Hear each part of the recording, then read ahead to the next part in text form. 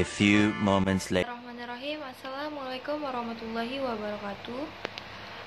Para hadirin yang dirahmati Allah SWT, puji syukur kita panjatkan yang telah memberikan kesehatan dan kesempatan sehingga pada kali ini kita semua dapat berkumpul di tempat sederhana ini dalam keadaan yang sehat. Alhamdulillah. Salawat teriring salam semoga tetap tercurahkan kepada junjungan kita Nabi Muhammad SAW. Dengan bersama-sama kita lafalkan Allahumma sholli ala Sayyidina Muhammad wa ala ali Sayyidina Muhammad. Izinkanlah pada kesempatan yang singkat ini saya berbagi ilmu kepada Anda semua, yaitu tentang akhlakul karimah. Tahukah Anda apa yang dimaksud dengan akhlakul karimah? Menurut pengertian dalam bahasa, akhlak adalah tabiat, kebiasaan atau perangai. Di dalam akhlak ada dua macam, yaitu ada akhlak mahmudah, terpuji, dan mazmumah, tercela. Tentu yang dimaksud akhlakul karimah tidak lain adalah akhlak mahmudah. Seperti yang difirmankan oleh Allah SWT dalam Al-Quran surat Al-Qalam ayat 4, wa innaka la'alla khuluqin azim. Artinya, dan sesungguhnya engkau benar-benar berbudi pekerti yang luhur. Dari firman Allah tersebut dapat kita simpulkan bahwa kita sepantasnya menjadikan Nabi Muhammad sebagai panutan karena akhlaknya yang sangat terpuji. Sebagai contoh, pada zaman Rasulullah SAW dulu ada orang buta di pinggir jalan yang hobi sekali menjelek-jelekan Nabi Muhammad. Tapi Nabi malah sering sekali memberikan makanan, bahkan menyuapi si buta tersebut sampai Nabi Muhammad wafat. Kemudian sahabat Nabi yaitu Abu Bakar bertanya pada Aisyah, "Hei Aisyah, amalan apa yang biasa dikerjakan oleh Nabi tetapi yang belum aku ketahui?" Aisyah pun menjawab, "Nabi sering memberi makanan pada orang buta yang ada di pinggir jalan." Tanpa pikir panjang, Abu Bakar segera menemui orang tersebut sambil membawa makanan. Abu Bakar juga menyuapkan makanan pada si buta tersebut. Tapi si buta malah memuntahkannya. Dia berkata, "Apakah kamu orang yang sering menyuapiku?" "Tidak, aku adalah sahabatnya," jawab oleh Abu Bakar. Ternyata teman-teman, sebelum Nabi menyuapkan makanan kepada si buta, Nabi mengunyah makanan tersebut terlebih dahulu, sehingga si buta tidak kesulitan untuk menelannya. Masya Allah. Begitulah kemurnian hati Rasul kita sehingga bisa membuat si buta kagum dan menyesali perbuatannya, serta mau masuk Islam. Memang, dalam kehidupan sehari-hari, akhlakul karimah sangat penting karena dapat menentukan kehormatan seseorang. Mari kita pikirkan sejenak, bagaimana sih kita memperlakukan tetangga kita yang ketahuan mencuri ataupun membunuh. Saya yakin pasti mereka diasingkan. Juga banyak orang yang mengejek atau mungkin malah tidak ada yang mau berteman dengan orang tersebut karena sudah tidak respek dengan orang tersebut. Sehingga jika kita ingin dihargai maupun dihormati dalam pergaulan, kita harus menjaga akhlak kita, bukan hanya di dunia saja, bahkan di akhirat. Akhlakul karimah juga sangat penting. Berdasarkan sabda Nabi Muhammad SAW di dalam hadis yang diriwayatkan Abu Daud yang berbunyi, "Mamin sayyi'ati khalfa al-mizan min husnal khulq."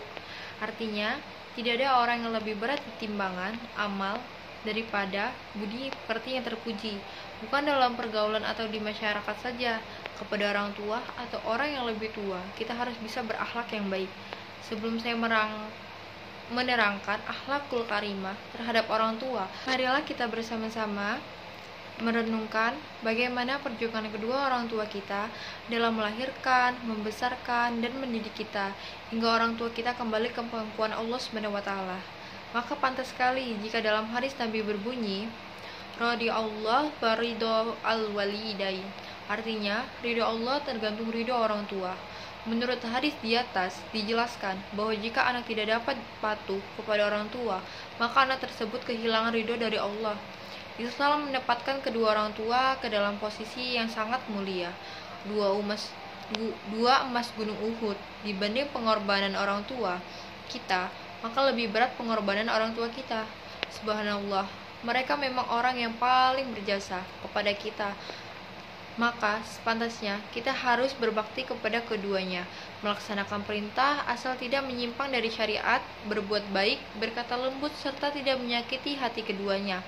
Bagaimana yang sudah meninggal, yaitu dengan cara menyolatkan jenazahnya, menyambung tali silaturahim dengan sahabat-sahabatnya, serta mendoakannya. Di dalam surat Bani Israil ayat 24 diterangkan bahwa Rabbighfirli wali walidayya warhamhuma kama rabbayani shaghira. Artinya, ya Allah, ampunilah dosaku dan dosa kedua orang tuaku, sayangilah mereka sebagaimana mereka menyayangiku sewaktuku masih kecil. Menurut ayat di atas diterangkan bahwa di akhirat nanti yang dapat menolong orang tua kita dari jurang neraka hanyalah dengan doa dari anak yang soleh. Semoga kita termasuk di dalamnya. Allahumma amin. Teman-teman Islam membawa misi dakwah yang menjunjung akhlak mulia dan berbasis akhlak yang luhur. Sisi moral benar-benar berada di garda terdepan dalam agama Islam. Oleh karena itu, akhlak menduduki derajat yang tinggi di dalam satu-satunya agama yang diridhoi Allah Ta'ala. Beberapa poin yang menunjukkan betapa pentingnya kedudukan akhlak. Yang pertama, akhlak adalah bagian terpenting agama Islam. Seorang ulama mengatakan, akhlak adalah agama Islam itu sendiri. Mukmin yang memegang teguh prinsip-prinsip agamanya adalah mencerminkan akhlak yang mulia sebagai bukti kesungguhannya menjalankan syariat Islam. Dalam sebuah riwayat, Aisyah pernah ditanya mengenai akhlak Rasulullah. Ia menjawab, "Ka'anna khalaqal Qur'an." Akhlak Rasulullah adalah Quran. Al-Quran sebagai kitab suci yang terjaga kemurniannya sampai akhir zaman ini disandarkan kepada akhlak Rasulullah. Hal ini semakin menegaskan bahwa akhlak merupakan bagian terpenting dalam syariat Islam. Yang kedua adalah barometer atau tolak ukur kesempurnaan iman. Sabda Rasulullah yaitu, "Akamala mawwa mu'min imana hasim khalaqa." Mukmin yang paling sempurna imannya ialah yang paling mulia akhlaknya.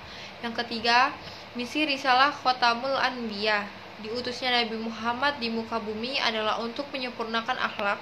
Syariat yang dibawa beliau berisi unsur-unsur yang akan membentuk pribadi-pribadi umatnya menjadi berkarakter Islam. Dan Rasulullah adalah sebaik-baiknya teladan bagi umatnya. Yang keempat, penyebab terbanyak masuknya manusia ke surga. Seseorang pernah bertanya kepada Rasulullah SAW tentang suatu amalan yang paling banyak memasukkan manusia ke surga. Beliau menjawab, "Bertakwalah kepada Allah dan akhlak yang baik." Yang kelima, ekspresi atau buah dari kebangkitan ruhani karakter mukmin yang telah terbina sesuai teladan Rasulullah SAW merupakan bukti dari kebangkitan ruhaninya. Jiwa yang terdiri untuk tunduk dan taat pada syariat adalah syarat utama terwujudnya kebangkitan Islam di seluruh elemen atau aspek kehidupan. Jika syarat tersebut telah terpenuhi, maka tunggulah kejayaan Islam selanjutnya, insya Allah. Dari kelima poin di atas dapat diambil faidahnya bahwasannya akhlak lebih komprehensif atau luas maknanya daripada asumsi pemahaman yang ada. Firman Allah Ta'ala, "Wa innaka la'alla khuluqin azim." Ibnu Abbas berkata, ketika menafsirkan surat Al-Qalam ayat 4 tersebut, makna dari kata itu adalah khuluqul azim atau akhlak yang agung atau budi pekerti yang luhur adalah memeluk agama Islam. Berislam berarti berakhlak mulia.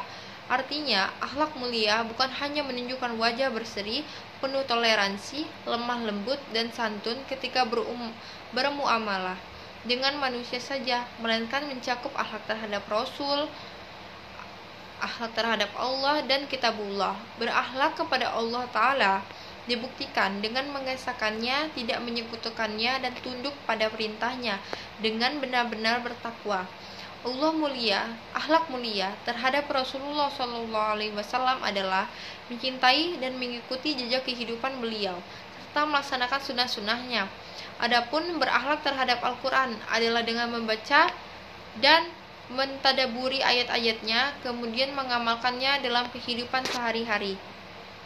Demikianlah tausiah yang bisa saya sampaikan. Semoga dari tausiah ini bisa menyadarkan hati kita untuk senantiasa menjaga akhlak kita, terutama kepada orang tua. Amin ya robbal alamin. Jika ada jarum yang patah, jangan disimpan di lemari. Jika ada kata-kata yang salah, mohon dimaafkan sepenuh hati. Saya, Rahma Yuli Prasani dari kelas F NPM 21510200249. Saya akhiri. Wassalamualaikum warahmatullahi wabarakatuh.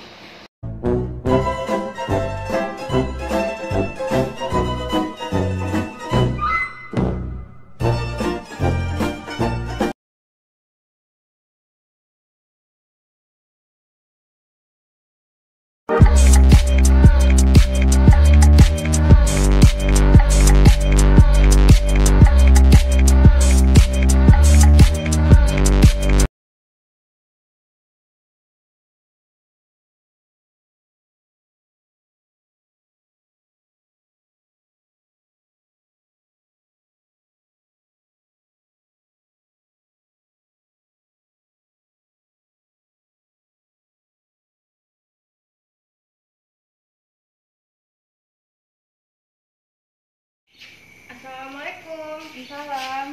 Ada rumah. Di sini ada sesuatu buat kamu. Makasih ya. Assalamualaikum, Rindi. Ini ada sesuatu buat kamu. Sama, diterima ya. Iya.